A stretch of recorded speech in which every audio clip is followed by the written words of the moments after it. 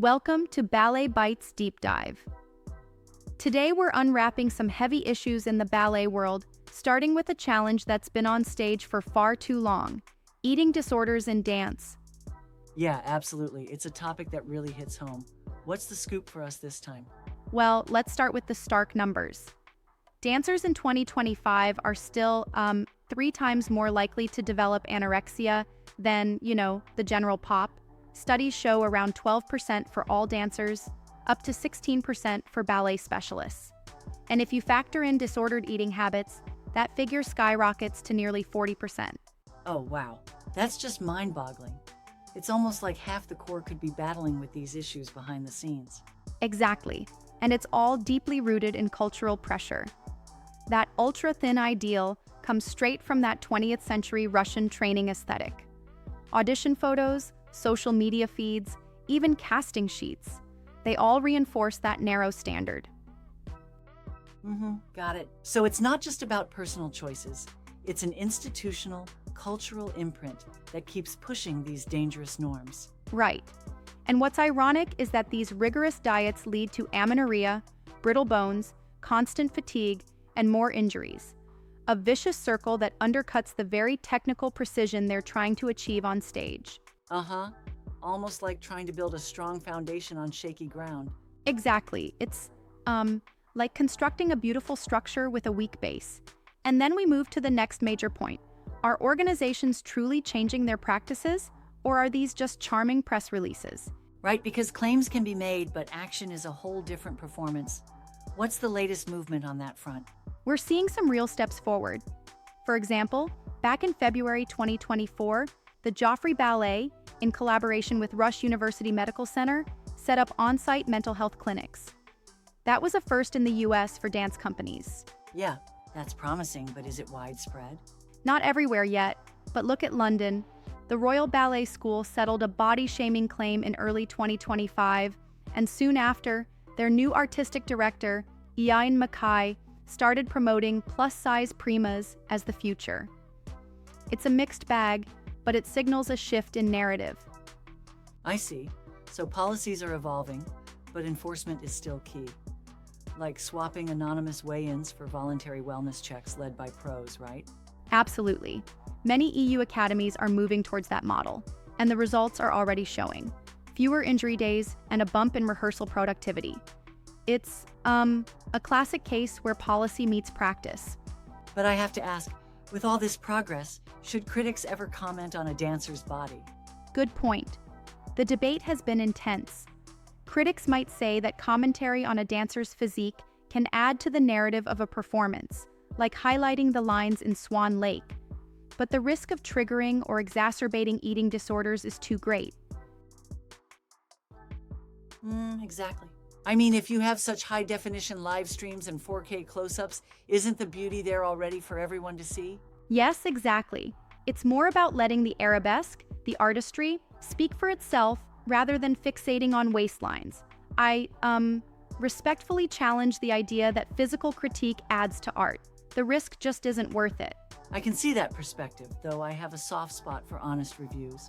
But if honest means potentially harmful buzzwords, maybe silence is golden here. Right, and that brings us to the prevention front. New educational measures. Nutrition literacy is taking center stage. It's essentially like coaches teaching fouettes, but this time about macronutrient periodization. Yeah, that sounds smart. So are we saying that dancers now get, their own performance fuel classes? Exactly. Pre-professional schools are adding courses like Performance Fuel, where they learn the ideal plate composition, around 55-60% complex carbs, 15% lean protein, and healthy fats to round it out. Studies show such training leads to fewer collapses in summer intensives and, less stress-related fractures. Makes perfect sense. That's like training athletes, where nutrition forms the cornerstone of performance. Absolutely. And beyond just nutrition, creating psychological safety is crucial. When dancers can openly discuss their weight anxieties with in-house counselors, it greatly cuts down the risk of spiraling into full-blown restrictions. It seems early intervention really hits the sweet spot before bad habits become permanent.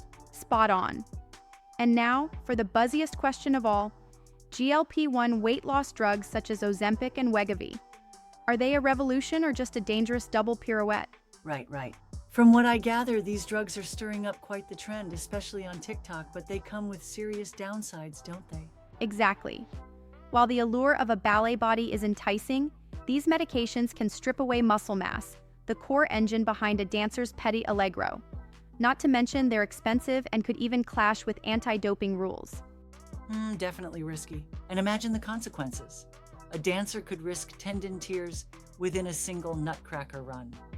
That's a steep price for quick fixes. Precisely. The takeaway here is clear. Disciplined fueling, rigorous strength training, and a robust network of mental health support trump any quick fix treatments. You can't just, beret your way through without strong glutes. Absolutely. It's like you need to build a house, not just paint a pretty facade on a shaky frame. Exactly. To wrap it all up, the rapid-fire takeaways are these. First, even though the statistics are grim, they're finally being acknowledged. Second, institutions are moving beyond platitudes into actionable policies. Third, critics should channel their energy into discussing technique, not physique. Fourth, dancers must understand that proper fueling is part of training, not a weakness. And fifth, beware of those shiny syringe solutions that promise effortless perfection. Well said. It's about fostering an environment where artistry flourishes on a strong, healthy foundation, both physically and mentally. Absolutely. For dancers out there, remember that true artistry thrives on strength, stamina, and self-respect.